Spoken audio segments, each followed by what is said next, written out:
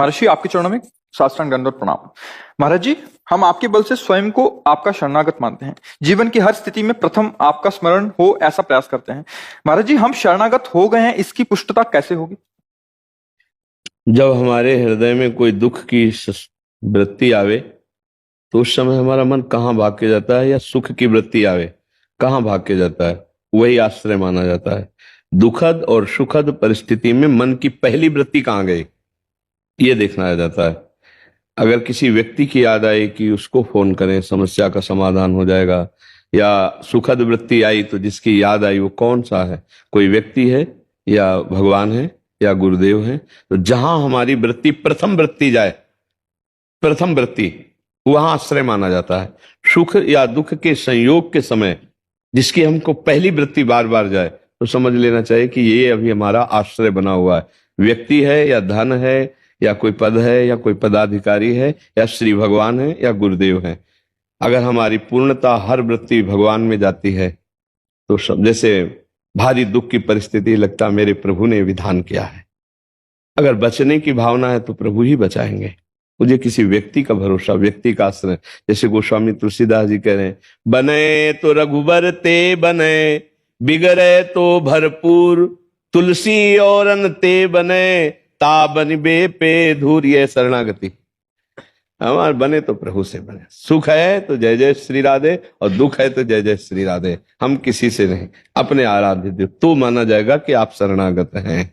जिसका चलते फिरते उठते बैठते हर समय भगवान का भरोसा, उन्हीं का चिंतन, वो भगवान का शरणागत माना जाता है। समझ पा रहे हो आप जी?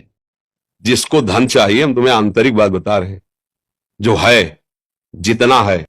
एक बार हम वाराणसी में घाटों में रहते थे, तो वर्षा होने लगी तो भाग के हम ऐसे, छतरियां होती उन पे बैठ, तो देखा एक आदमी ऐसे पड़ा था और वहीं से जल प्रवाह ऐसे जाना था। वर्षा शुरू हुई, तो उनका ये मुर्दा है या जिंदा? तो उनका बाबा ये जिंदा है। हम कहे तो अभी बह जाएगा और गंगा की धारा में चला जाएगा।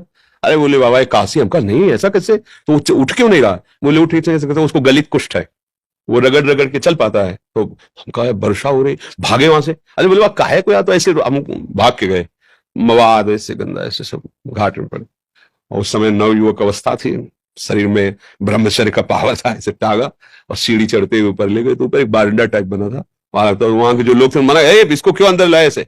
उनका 1 मिनट में तुम्हारी भी स्थिति ऐसी हो सकती है, ऐसा नहीं कहना चाहिए। आप बिल्कुल सावधान, इसको हटाइएगा। जब उसको लेटाया ना, तो जो हमारा आंख खोला, फिर जब लेटाया उसको, और जो देखा आपको क्या बताएं, ऐसा प्यार भरी दृष्टि से जब देखा तो वैसे ऐसे उनको, अब हमारे पास तो किंचन कुछ ना सुविधा है, ना पैसा है, ना भोजन है। घाट में रहते थे, जो महादेव जी दे देते थे उससे में रात दिन अपने भजन मार्ग, किसी आश्रम में नहीं जाना, किसी से मांगना नहीं, ऐसा एकांत। पर उनकी जो दृष्टि मिली, ये जो आज आप लोग सुन रहे हैं, जो आज आप लोग अनुभव कर रहे हैं, ये केवल इन्हीं महापुरुषों की कृपा से है। साधना तो क्या है, जैसा बना वैसा, वो क्या कृपा में बहुत बड़ी ताकत। मान लो पशु है, अब वो क्या कहाँ दवाई मांगेगा, कहाँ इंजेक्शन, अब उसका पैर टूट गया है, हम उसको ले जाएं जहां पशु अस्पताल, उसको दवाई करवाएं, उसको जब तक थोड़ा ठीक ना हो जाए तो उसको खान पान की भगवान रीत जाएंगे। सच्ची मानिए, पर ये बातें सबकी समझ में नहीं आएंगी। अगर ऐसे भाव से चलो तो पूर्व का जो अशुभ कर्म है वो नष्ट हो जाएगा। वो अशुभ कर्म ही हमें दुख देता है, अशुभ कर्म ही दुख देता है। ये जो हमें भुलावे में डाला जाता है ना कि हम ये कर देंगे तुम्हारा दुख दूर हो जाएगा, बिल्कुल नहीं। ये हम मतलब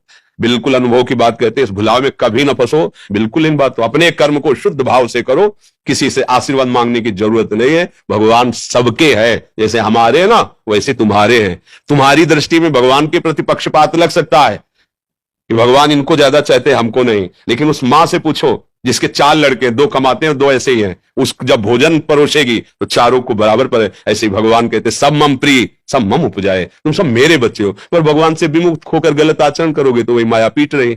सही ढंग से चलो, पीछे की बिगड़ी बना लो, आगे का मंगलमय मार्ग हो जाएगा। नाम जप करो, कोई नशा मत करो, जो अर्थ कमाओ, माता पिता परिवार को सेवा, और किसी ऐसे को जिससे बदला लेने का भावना हो। जैसे मान लो हमने आपको जल पिलाया तो कभी आप हमको हाथ जोड़ के भी राधे राधे कहेंगे, ऐसी भावना नहीं हो।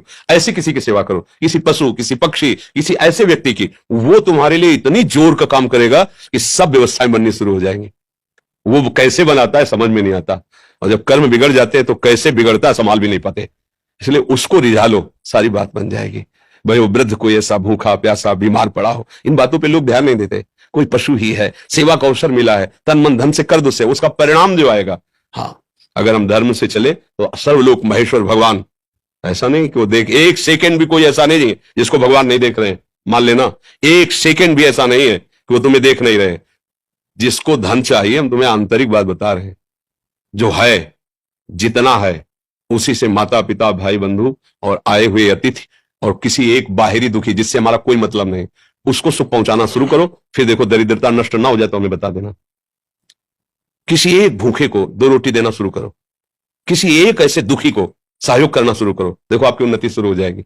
हम कैसा चाहते हैं, किसी एक का छीनने को मिल जाए तो हम सुखी हो जाए, किसी एक को हम दुखी कर दे हम सुखी हो, ये सर्वनाश की बातें हैं, वही हमको भोगना पड़ता है।